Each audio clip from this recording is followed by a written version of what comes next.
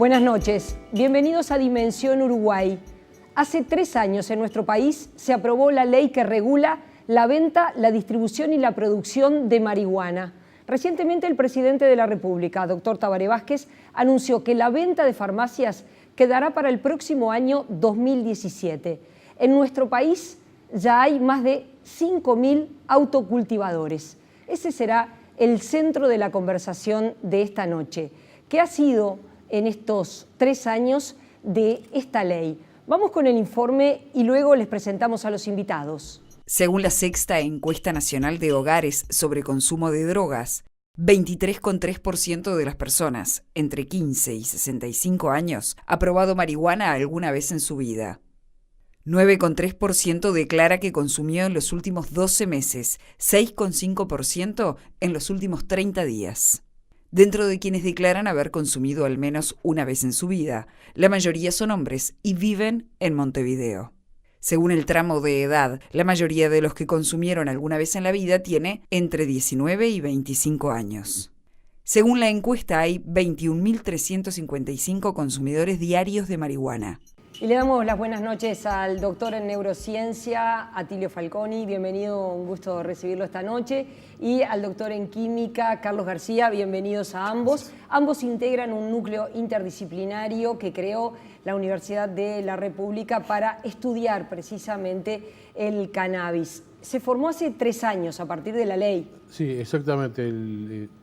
Hace 3 años se formó este grupo interdisciplinario para estudiar de distintos aspectos, de distintos puntos de vista y complementariamente las propiedades de la planta del cannabis y que va desde los componentes químicos que tiene, la genética, hasta los efectos biológicos, visto desde todos los puntos de vista que se puedan abordar, incluso hasta una parte clínica futura, o sea que es un grupo totalmente abierto en cuanto a las disciplinas que participan en el estudio, ¿no?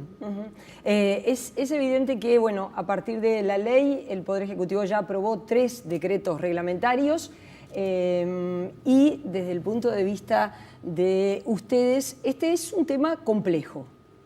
Sin duda. Buenas noches, antes que nada. Sin duda, sí, es un tema complejo.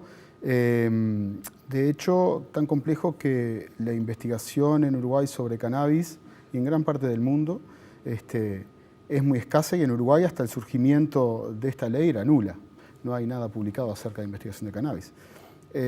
Sin duda el principal motivo es que existía una prohibición sobre el uso, cultivo e incluso el consumo de la planta que hacía también difícil, si bien no estaba prohibido la investigación, claro, hacía difícil investigar sobre la planta. La ley da un impulso a eso, específicamente dice que el Estado debe propender a la investigación y bueno, atendiendo eso, nuestro interés en nuestras distintas áreas de conocimiento y basados en una experiencia previa que algunos investigadores del grupo tenían sobre otro tema, otra planta, que es la yerba mate. También se había conformado un núcleo interdisciplinario para el estudio de esa planta. Bueno, a partir de esa experiencia se proyectó este grupo de trabajo que se consolidó como núcleo interdisciplinario formalmente hace 1 año y medio más o menos. ¿Se puede decir que de esta ley está funcionando los clubes canábicos, está funcionando también el autocultivo y ha quedado postergado, pendiente, la venta directa al público, la venta en farmacias? Nosotros buscamos sobre el tema precisamente diferentes opiniones, entre otras la del Centro de Farmacias. Vamos a comenzar con el primer informe. El 10 de diciembre se cumplieron 3 años desde que el Parlamento uruguayo aprobó la ley de regularización de la marihuana. Sin embargo, hasta ahora no se logró poner en práctica uno de sus aspectos fundamentales, la venta al público de marihuana legal. De todos los aspectos de la ley, el que está funcionando mejor es el autocultivo. Hay más de 5.000 autocultivadores registrados. Yo creo que eso incluso supera las expectativas de los más optimistas acerca del registro de autocultivadores. Lo que ha ocurrido es todo tipo de problemas inesperados que el IRCA y las autoridades han tenido que ir corrigiendo, ¿verdad? Inicialmente hubo todo un tema con las licitaciones. Lo último que ha generado retrasos, bueno, el paro del correo y también el problema del entendimiento con las farmacias, que inicialmente había un entendimiento y ahora ha habido conflictos. Básicamente, a ver, estamos en proceso de... el tema es que el IRCA aún, o sea, el IRCA me refiero al Instituto de Regulación y Control del Cannabis, aún no ha implementado todo lo que es el software que tiene que ir en la farmacia que se adhirió voluntariamente al sistema y a su vez el hardware, lo que es el lector de huella dactilar que se utiliza, digo, para validar el usuario. Más allá de las demoras burocráticas en la puesta en marcha de la ley, el principal reparo que ponen las farmacias para adherirse a este plan tiene que ver con la seguridad. El consumidor lo tenemos bien claro de que no va a generar un problema en cuanto a la seguridad de la farmacia, pero el que sí va a generar un problema es justamente el competidor desleal, el que maneja el canal ilícito de las drogas. Todo el autocultivo y los clubes que son los que están funcionando no están generando ningún problema ni de seguridad, ni problema social, ni problema de convivencia, ¿no? Hay que tener cuidado, sí, hay que ser precavido, no hay que ser ingenuo de las reacciones que pueden tener quienes dominaban el mercado antes, pero tampoco hay que tener tanto miedo, tanto cuco, hay que actuar. A pesar del retraso en la venta en farmacias, los involucrados en el tema destacan aspectos positivos que se derivan de la aprobación de la ley. Ya tenemos aproximadamente al 10% de esos consumidores reglamentados. Eso es un avance, esas son personas que no están cometiendo un delito al consumir, al comprar marihuana o al abastecerse de marihuana, cosa que previo a la regulación sí, y están recibiendo un producto que es un producto de mayor calidad que el producto del narcotráfico. Es un avance el hecho de que quien quiera pueda tener su cultivo para uso propio y no ser molestado por ello. Queremos consolidar entonces esos avances, nos parece que los clubes funcionan bien, que el autocultivo ha funcionado bien y queremos generar un consenso en la sociedad respecto a que la libertad con regulación funciona mejor que la prohibición. Además del beneficio para los consumidores, regular la marihuana y el cannabis puede abrir la puerta de nuevas oportunidades de negocios. Yo creo que Uruguay tiene que explorarla, sí, en beneficio económico para el país y la población. Yo creo que Uruguay tiene que explorar las posibilidades para vender marihuana, cannabis a otros países. Nadie está viendo un negocio muy grande, un negocio muy bueno, un negocio legítimo de alta rentabilidad y que además llega con el objetivo principal de eliminar el mercado negro de marihuana, con lo cual también tendría un efecto sobre la seguridad, ¿no? Entonces nadie está viendo todas esas cosas y sí lo que se están fijando más es en los prejuicios, en los problemas, en no tener problemas con con aquel o con aquel otro. Bueno, como ustedes veían, una variedad de opiniones, tanto de las organizaciones sociales como también del centro de farmacias. En el caso de lo que ustedes han podido investigar, cuando hablamos del cannabis, ¿qué es lo que ustedes encuentran? ¿De qué variedades se está hablando? ¿Qué es concretamente lo que ustedes investigan? Básicamente, los estudios nuestros están dirigidos a y que hemos hecho, ya tenemos resultados publicables, es estudiar la genética. Entonces un primer esfuerzo estuvo dedicado a explorar, conversando con la Junta Nacional de Drogas y después con el IRCA cuando se creó, ver qué variantes había, por análisis genético, qué variantes había en Uruguay. Después ver de esas variantes, no todas son iguales, no es una sola planta de marihuana que hay o una sola variante, sino que hay muchísimas. Hicimos cerca de 200 o 300 estudios de variedades que había en Uruguay. De eso, cultivada de cierta manera y con ciertas características, se obtiene una planta y de esa planta, de esa flor, un extracto. Y ese extracto no todos son iguales, son todos distintos dependiendo de muchas condiciones y que a su vez la parte que ahí me toca a mí, o que haría una de las partes, es tienen distintos efectos biológicos. Entonces, lo que nos permite la ley es seguir desde la semilla a las condiciones de cultivo, las condiciones de cosecha, analizar qué tiene lo que viene de esa semilla y estudiar qué efectos biológicos tiene y las posibles implicancias clínicas y poder volver para atrás. Quiere decir que se podrá saber que cuando una persona va a comprar o cuando cultiva, saber la trazabilidad de eso que va a consumir. No hay duda, lo que se señala por lo menos, que igual esa cantidad de variables son muy superiores a lo que había hasta ahora en el mercado, que era la marihuana paraguaya. A ver. Sí, habría que profundizar un poco más sobre el estudio quizás de la marihuana prensada paraguaya que venía. Pero sí, hay una plétora de variedades, tanto desde el punto de vista genético como desde el punto de vista fenotípico, quimiotípico. O sea, los productos que se obtienen de determinadas semillas a su vez van a variar dependiendo de las condiciones de cultivo, y eso es muy importante. O sea, la misma genética puede dar lugar a diferentes productos, a un producto final diferente, con distintos contenidos de THC, por ejemplo, que es el metabolito principal en cuanto a la psicoactividad, dependiendo de cómo se cultive la planta, dependiendo de las condiciones ambientales, de a cuánta luz esté expuesta, de las condiciones de humedad, etcétera, etcétera. Es decir, ustedes dicen de cómo se cultive va a impactar en la salud de las personas. Va a impactar en los efectos biológicos. Eso puede traducirse en efectos en la salud, claro, o no. Nosotros, por ejemplo, cada planta produce, hay 60 variantes o 60 variedades de cannabinoides, de los cuales el psicoactivo es el THC, que es uno de ellos. Pero después hay otros. Los otros 59 o 60 y pico tienen otros efectos. Actúan sobre receptores que no tenemos funcionando permanentemente dentro nuestro, ¿no? Que tenemos un sistema endocannabinoide y depende de qué parte estimulemos, va a ser el efecto que tengamos. El THC es el que es psicoactivo y es el que da la parte que se busca por los efectos de psicoactividad. Pero también hay otra cantidad más que tienen otros efectos y que tienen otros usos que podrían ser de tipo medicinal.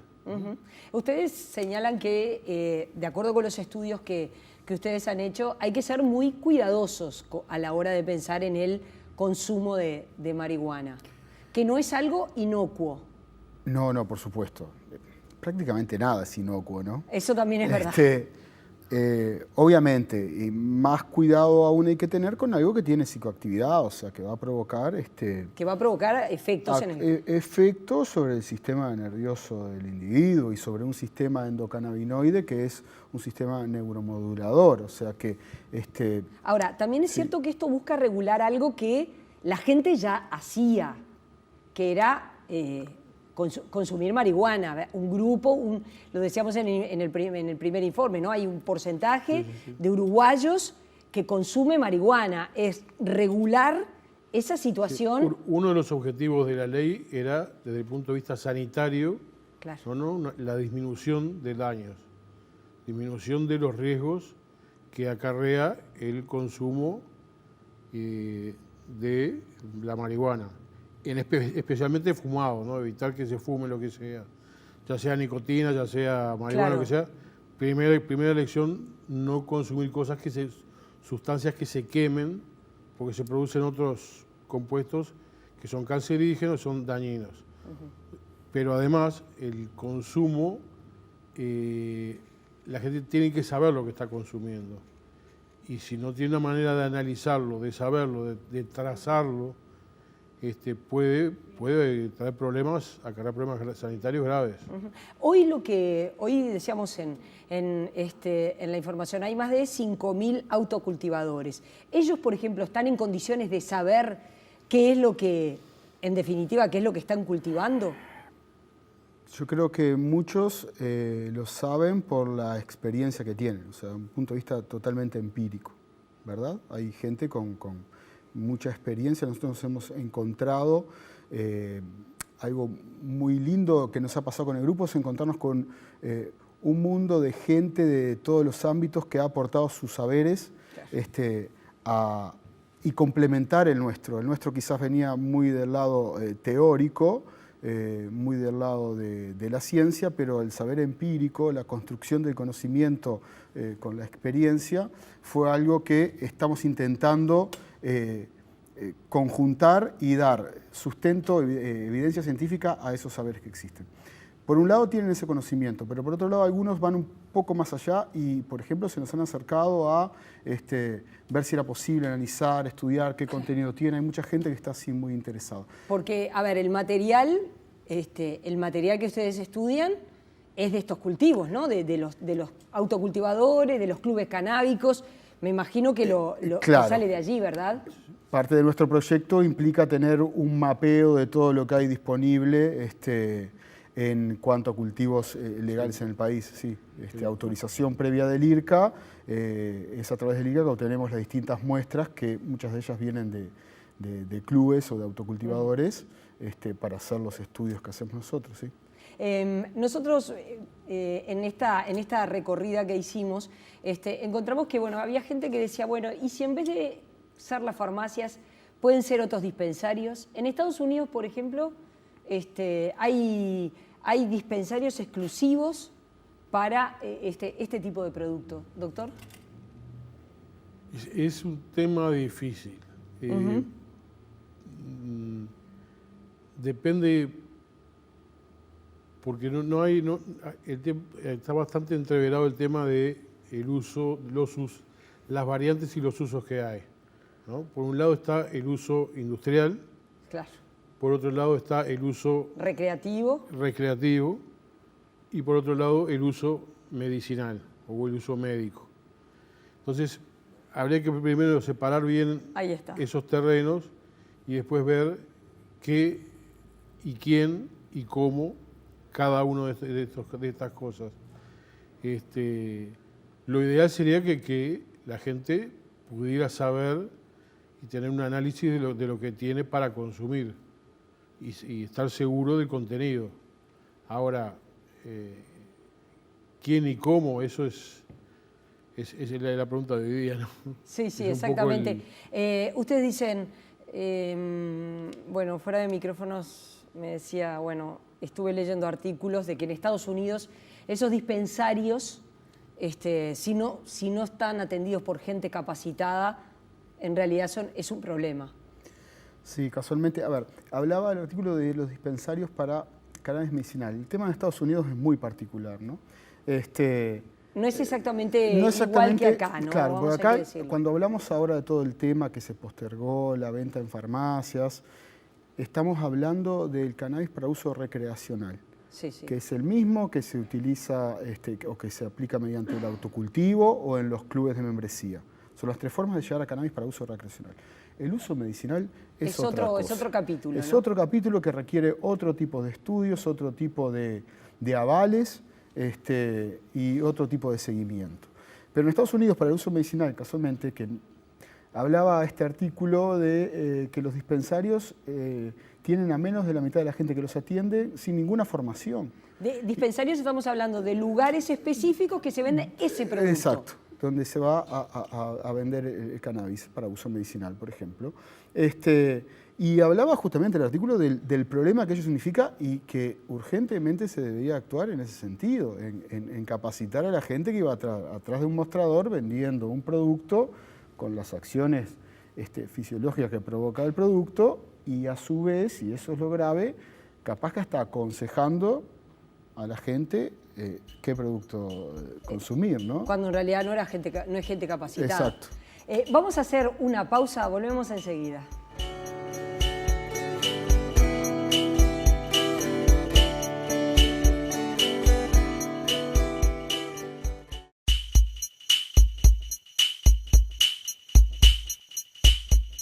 Estamos acá en los estudios conversando con el doctor Atilio Falconi, con el químico Carlos García. Nosotros en esta recorrida también estuvimos en un club canábico y estuvimos conversando con un integrante de estos clubes, bueno, buscando distintas opiniones precisamente sobre el tema. Para que no haya esa posibilidad de que no sea lo que uno está buscando, las semillas son manipuladas genéticamente. Te dicen, esta es tal variedad, en 3 meses está florando, que es un proceso de reproducción de la planta natural como de cualquier ser.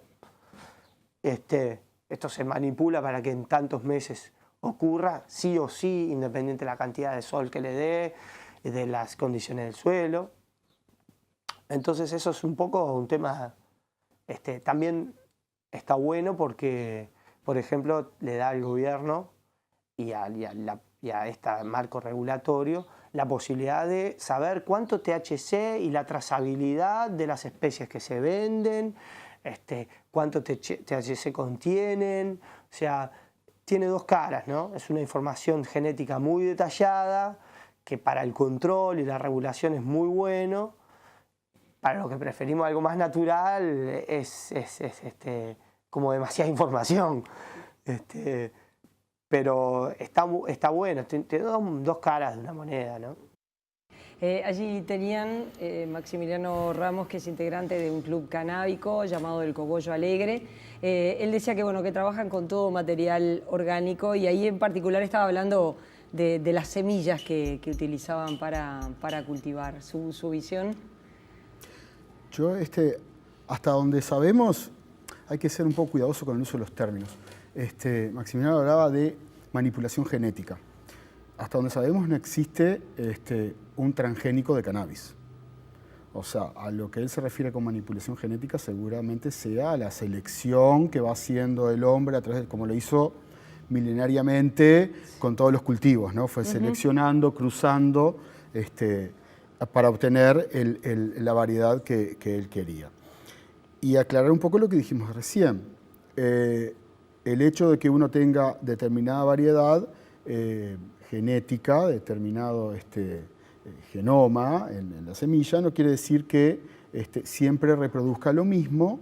Eso va a estar condicionado por las condiciones de cultivo, de cosecha y de almacenamiento que tenga sobre esa planta. Y sobre lo natural, es una palabra también que se utiliza mucho y a veces da lugar a confusión porque se piensa todo lo natural es bueno, si es natural es bueno, ¿no? Y bueno, hay que ver a qué nos referimos con eso, ¿no? Porque no todo lo natural es bueno, la naturaleza está llena de venenos y de compuestos muy tóxicos para el ser humano, entonces hay que tener precaución con el uso de esos términos. Quizás lo que quería decir ahí era que no se utilizan, por ejemplo, en los clubes pesticidas o algún tipo de ayudantes que favorezcan el cultivo y que eviten las plagas, y etc. Bueno, desde ese punto de vista estamos de acuerdo, pero hay que ser un poco cuidadosos con eso, ¿verdad? Como les decía, nosotros recogimos diferentes opiniones porque, bueno, se cumplen 3 años de esta ley que ha puesto toda una discusión en el mundo sobre esta decisión que ha tomado nuestro país. El primer Museo del Cannabis de Uruguay se inauguró este 8 de diciembre. Hablando con gente que está trabajando en el turismo hace tiempo, me decían, bueno, si Uruguay va a legalizar, lo que sería bueno es que el tema se tomara desde un punto de vista de un agregado de valor cultural fuerte, contar bien la historia de la planta, los usos que tiene la planta que la gente no conoce. Y ahí, entonces ahí empezó a cobrar un poco de fuerza la idea. El objetivo del Museo del Cannabis de Montevideo es propiciar la reflexión, estimular la investigación alrededor de este cultivo y rescatar la historia de una planta que acompaña a la humanidad desde hace miles de años. Que estaba bueno eso de mostrar lo que mucha gente no sabe de la planta, ¿no? Es una planta que hace 10.000 años el hombre la viene recolectando primero y cultivando después. Es una planta que nos ha servido como alimento, nos ha servido como abrigo. Fue la primera planta con la que se hizo papel, los chinos. Y ahora está teniendo además una revolución en todo lo que tiene que ver con cannabis medicinal, que nos parece que es sumamente importante. nos parece importante que Uruguay investigue en esas áreas. Incluso el cannabis tiene una presencia en la historia nacional más preponderante de lo que el común de la gente piensa. Es parte de la historia del agro de Uruguay. Las alpargatas de Uruguay, las bolsas de arpillera de Uruguay fueron de cáñamo durante muchos años hasta que vino la lógica de la prohibición. Que si pensamos que es una planta que se cultivó 6.000 años, la lógica de la prohibición es una lógica de 40 años, que es una mera anécdota en una relación de muy largo plazo que tiene la planta con los humanos. La ley votada en diciembre de 2013 permite el consumo solo para residentes del país, evitando de esta manera generar un turismo del cannabis, algo que hasta el presidente Tabaré Vázquez aclaró que no va a pasar en Uruguay. Es un aspecto que culturalmente Uruguay debería consolidar y en el mundo genera muchísimo interés. Nosotros no queremos un turismo canábico, pero sí queremos un turismo culto donde no existe ese prejuicio de que si tú fumás sos distinto si no fumás. O sea, queremos recibir a gente de todo el mundo, sean de la opción de vida que sean, digamos. Bueno, así tenían. Él mencionaba el cannabis medicinal. ¿Cuál es la visión que tiene, doctor? Primero, el uso médico del cannabis tiene 5.000 años. Se usó para diferentes patologías. Hay menciones en la antigüedad de hace 5.000 años para convulsiones, etcétera. Una cantidad. Hay un conocimiento folclórico, si se quiere, de usos médicos, incluso hasta los años 40 del siglo pasado era legal y había recetas aquí en Uruguay en farmacias que hacían preparaciones en base a cannabis. Después, con la prohibición, se dejó de usar. Ahora hay una cuestión que es que yo trato siempre de aclarar. No hay una medicina canábica. La medicina es una sola y es basada en las evidencias. Que se use cannabis o gofio, como digo en broma, pero hay que saber cómo está actuando, dónde, a qué dosis y qué le está dando. Lo interrumpo por lo siguiente. Hoy día, si uno tiene determinada patología, si un familiar tiene determinada patología, hay recomendaciones que dicen, bueno, tiene epilepsia, dale medicina basada en marihuana. Cuestiones así. Mencioné esa enfermedad por mencionar una, pero hay mucho de eso. Hay varias patologías en que se conoce que es efectivo el cannabis, o sea, ciertos derivados del cannabis, en ciertas proporciones, son efectivos como medicamento. No es el medicamento de primera línea, pero para el dolor, por ejemplo, son efectivos, los vómitos, la anorexia. Hay una cantidad de enfermedades, de patologías, en las cuales es efectivo y que muchos está estudiado las bases por las cuales se actúan y otros simplemente por la tradición. El problema es que siempre para llegar a un fármaco hace falta un proceso y acá se ha salteado, la historia ha salteado ese proceso y lo ha mezclado. ¿En nuestro país, dice usted? En todos lados. Lo que el papel nuestro es tratar de estudiar, aprovechar esta coyuntura para decir, bueno, vamos a hacer el estudio, que de esta semilla extraigo hago un extracto que tiene tales proporciones de cannabinoides y eso tiene tales efectos biológicos en estudios preclínicos y en la clínica tiene tales efectos. Eso no quiere decir que no se utilice, por ejemplo, en algunos casos de epilepsia resistente, o sea que no responde a otros medicamentos, es efectivo, pero no es darlo a mansalva a cualquiera. Para eso tiene que haber un médico que primero que lo recete, que sepa de qué tipo de epilepsia se trata y si es la efectiva o no, porque hay varios tipos de epilepsias y no le pueden tirar con cualquier cosa, ¿no? Porque puede empeorar, puede ser contraproducente. Ajá. Hablando específicamente de la epilepsia, ¿no? Sí, sí. Algunos pueden mejorar, pero otros pueden empeorar, o puede mejorar temporalmente y después empeorar. Usted dice que hay como una especie como de medicina ilegal ahí. Sí, y de hecho es un problema que está pasando comentarios de algunos neuropediatras que les llegan niños que ya vienen pretratados por los padres porque les ofrecen, ¿no?, extractos de cannabis que nadie sabe qué son, que no están estudiado qué es el juguito ese que le están dando. Porque dale esto al niño que le va a hacer bien. No hay una estructura que esté regulando. El Ministerio no está el Ministerio de Salud Pública, quien es la Policía Sanitaria, no tiene en este momento las posibilidades de hacer un análisis de todos los productos que le presenten. A ver, quiero presentar esto como fármaco. Bueno, para eso se necesita una cantidad de etapas que no se cumple, entonces el Ministerio no puede aprobarlo o desaprobarlo. Lo que quiere decir que la gente en realidad debería, para esto y para todo, tener mucho cuidado de qué le recetan, quién le receta y para qué, ¿no? Acá justo estamos hablando acá hay de los dos lados, ¿no?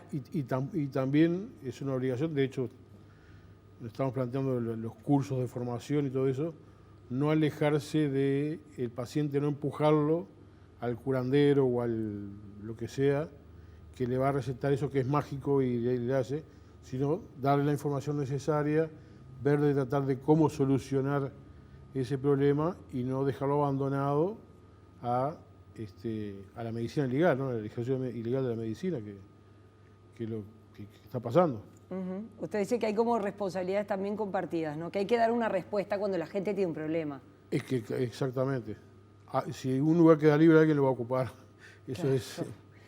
Sí, Carlos. Sin duda. Acá hay es un tema extremadamente sensible y delicado, ¿no? Tenemos que entender que un medicamento como tal tiene una calidad asociada al mismo que se sustenta en dos pilares, que son la seguridad y la eficacia. O sea, que el medicamento es eficaz para lo cual estoy tomando y a su vez es seguro, o esto quiere decir conozco sus efectos secundarios, sus efectos tóxicos, las dosis, los márgenes, las ventanas terapéuticas en las cuales me puedo manejar. Y hasta ahora con ningún derivado del cannabis, excepto con un solo producto que se comercializa a nivel mundial, que se llama Sativex, se ha llegado a esos estudios finales. Hay estudios extremadamente avanzados con un medicamento a base de cannabidiol para tratamientos de epilepsias, ciertos tipos de epilepsia. Yo desconozco en profundidad el tema, no soy médico, pero hay distintos tipos de epilepsias.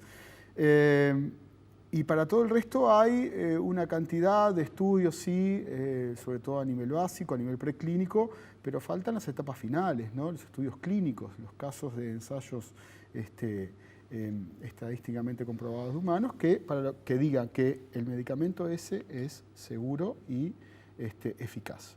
Usted dice, para lo que se sabe que es eficaz, se está aplicando, pero para usos nuevos todavía no hay... Se está aplicando para lo que se sabe que es eficaz, y para cosas que no se sabe que es eficaz también se está aplicando. Claro, ¿no? sí, y eso es parte de lo que ustedes dicen, cuidado. Y también, y un detalle que también para mí no es poca cosa, que es las vías por las que se está aplicando.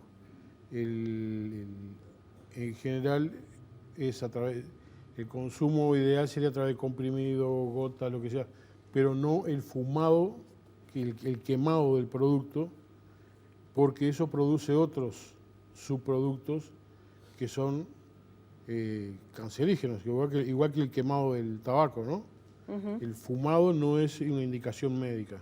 Claro. Lo que se No hay que recomienda fumar. es vaporizarlos, otras vías, pero nunca se va a recomendar el consumo como medicamento siendo fumado. Sí vaporizado o a través de distintas preparaciones, pero eso hay que tenerlo claro, porque no solo se producen productos cancerígenos, sino que cambian los productos. Cambia el origen del producto, el hecho de fumarlo. Exactamente. Nosotros obviamente a los otros entrevistados les preguntamos qué opinaban sobre la campaña que ha insistido mucho el actual presidente Tabaré Vázquez de que consumir drogas, consumir marihuana hace daño. Y miren lo que decía Maximiliano Ramos del Cogollo Alegre. Estoy de acuerdo como se hace una campaña de decir el alcoholismo hace daño, el tabaquismo hace daño, en general todos los ismos hacen daño porque son extremos. Cuando uno dice fumar marihuana hace daño, No. Fumar marihuana 24 horas del día, uno atrás del otro, y te puede hacer daño, porque como te puede hacer daño vivir prendido a una botella de whisky. Bueno, ¿hace daño, doctor? Fumar de forma convencional, usted dice que hace daño. Siempre.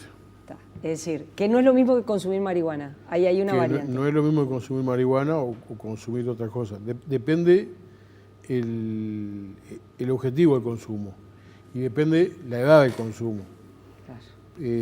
No es lo mismo el efecto que tiene cualquier droga, hablemos de alcohol o marihuana o lo que sea, en un cerebro en desarrollo de alguien de 14, 15 años, que ya de un veterano. Cuando ya está demostrado que la aplicación de drogas, cuanto más joven es el cerebro, más tendencia a generar dependencias se desarrolla en ese cerebro. Entonces, la edad de comienzo o la edad de exposición a diferentes drogas no es lo mismo para un cerebro joven como el mío, pero no tanto, pero que un cerebro adulto, ¿no? Claro. Eso es una cosa muy importante para tener en cuenta. Carlos, a su criterio, ¿hace daño?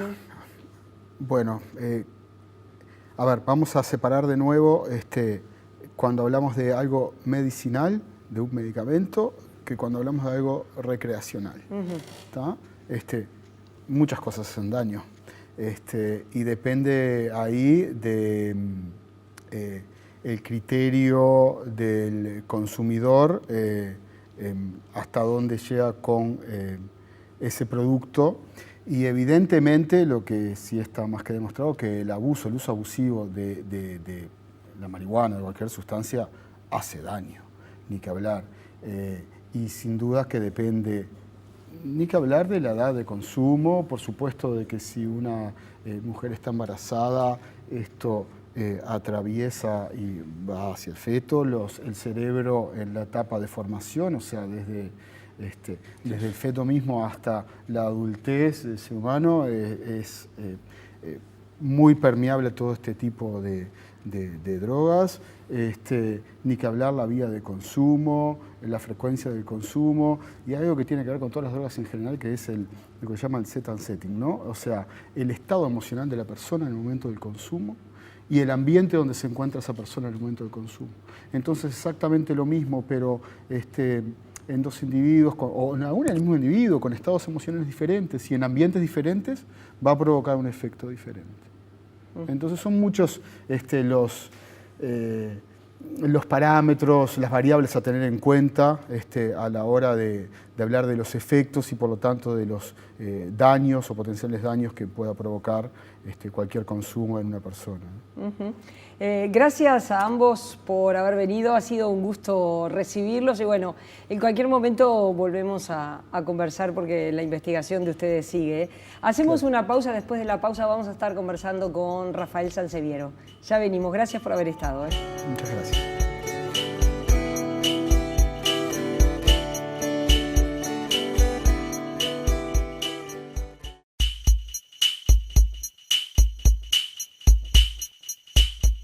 Y le damos las buenas noches a Rafael Sanseviero, es director político de FESUR, fundación alemana en nuestro país. Comentábamos que sus opiniones son a título personal, pero buenas noches. Queremos comenzar por preguntarte por qué el interés de FESUR de ocuparse de este tema, de hacer un seguimiento de esta ley que, como decíamos, tiene 3 años aprobada, tres decretos reglamentarios y bueno, algunos aspectos todavía por reglamentar. Bueno, es un gusto. En realidad, la Fundación Ebert trabaja sobre una agenda de temas bastante amplia en el país, pero en general hay como 2 grandes campos de actividad que tienen que ver con los derechos humanos, la democracia y la justicia social. Y en ese sentido es que cuando distintas organizaciones de la sociedad civil, algunos actores de gobierno nos propusieron compartir el esfuerzo, en principio por construir un corpus de ideas bien fundadas para promover la regulación, lo que terminó siendo la Ley de Regulación y Control del Cannabis, nos pareció que se encuadraba bastante claramente dentro de este marco. Luego, una vez aprobada la ley, la Fundación tuvo a su cargo coordinar un proyecto interinstitucional con la Universidad de la República, con la Junta Nacional de Drogas, con organizaciones de sociedad civil, para construir un marco de monitoreo y evaluación de los impactos de la ley. De alguna manera, la ley se aprobó a fines del 2013, 2014 fue un año electoral y 2015 fue el año en que se aprobó el primer presupuesto, y de hecho las instituciones que creaba la ley, el IRCA en particular, nacieron sin presupuesto y sin posibilidad de que se le asignara un presupuesto. Y en ese sentido fue útil para el conjunto de las personas y las instituciones interesadas poder contar con un proyecto sobre el que confluyeran aportes de distinta naturaleza, tanto en el plano conceptual como en el plano material. La universidad puso un gran esfuerzo en este sentido, cuyo resultado es un diplomado, además del núcleo interdisciplinario, un diplomado que se está haciendo actualmente en la universidad. Sí, porque yo creo que seguramente quizás mucha gente no lo sabe, que la Universidad de la República está haciendo esto que tú mencionas, un diplomado en drogas, es decir, estudiar precisamente el tema. Creo que todo eso lo habilitó la ley, ¿verdad? La ley aprobada. Sí, sin ninguna duda.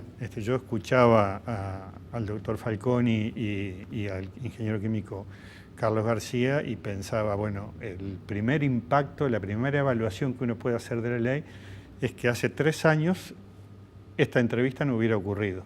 No hubiera ocurrido porque ellos no estarían haciendo lo que cuentan que están haciendo, no habría ocurrido porque no podrían decirlo en caso de hacerlo, y tú tendrías que trabajar en la lógica de las cámaras ocultas para poder haber hecho una entrevista de esa naturaleza. O también podían estudiar material incautado, ¿verdad? Incautado por la policía, pero no sería evidentemente lo mismo. Sobre la importancia de precisamente esto de regular la venta, la distribución y la producción, queremos que escuches lo que decía Marcos Bodeán, que es sociólogo docente de Orto. Cuando se reglamenta el consumo de una sustancia, lo que se hace es facilitar el control del consumo de la misma. ¿Ah?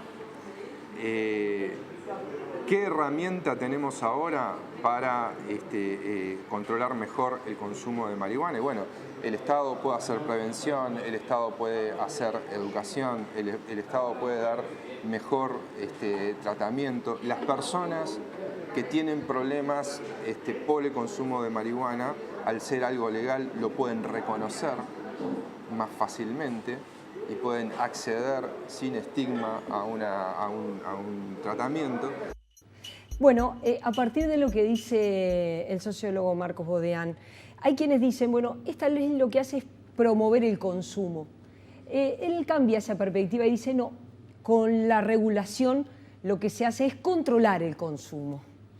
Sí, yo creo que con Marcos trabajamos, que fue uno de los coordinadores técnicos del proyecto de evaluación y monitoreo, y realmente ha desplegado una conceptualización y un trabajo empírico muy importante, al igual que muchas otras personas en nuestro país. Pero yo diría que irnos de la zona del cultivo discursivo de la libertad como paradigma, este era un tema de libertad, a el cultivo discursivo del control extremo, que era la prohibición, en ese campo es que nos hemos ido moviendo y que se ha ido moviendo el país, y creo que es uno de los grandes logros del Uruguay.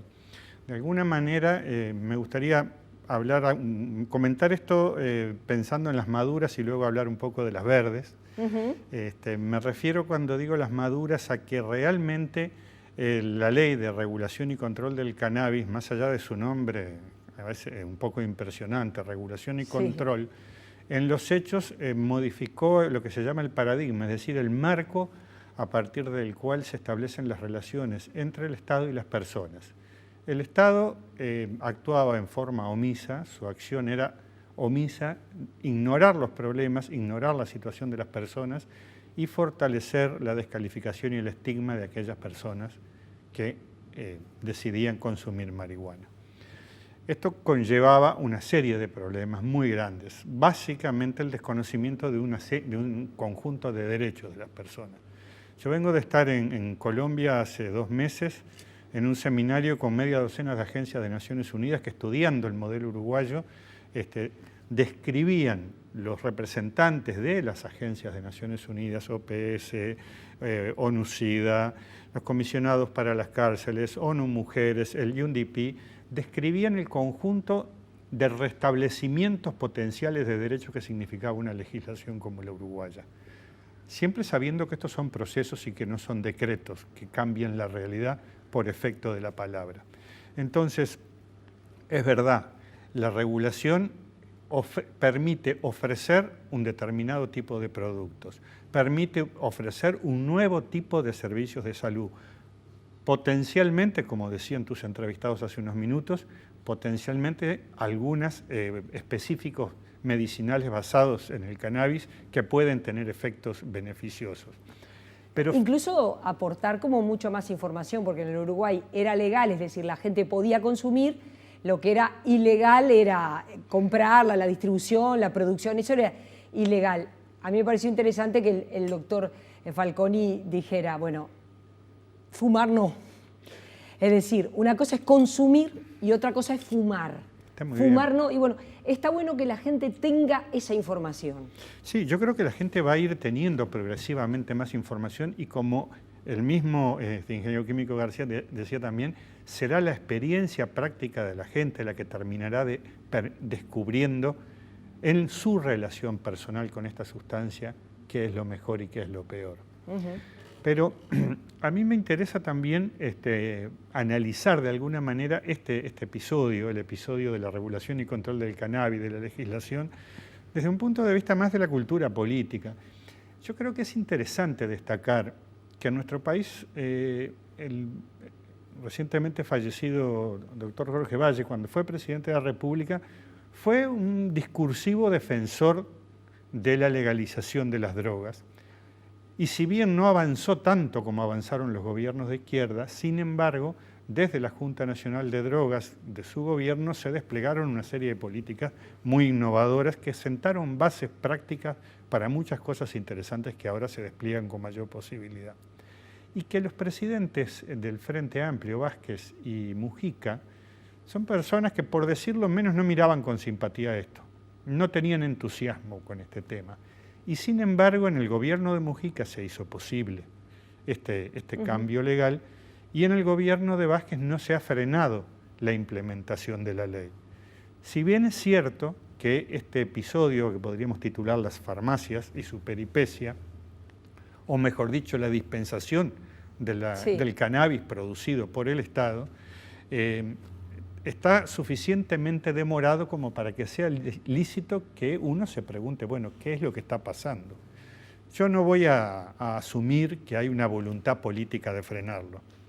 Sí voy a decir que creo que las uruguayas y los uruguayos y la opinión pública internacional que mira con atención este proceso, nos merecemos un poco más de transparencia a la hora de dar a conocer cuáles son las dificultades que efectivamente han impedido que durante 2 años se cumplieran los plazos que las mismas autoridades políticas se pusieron.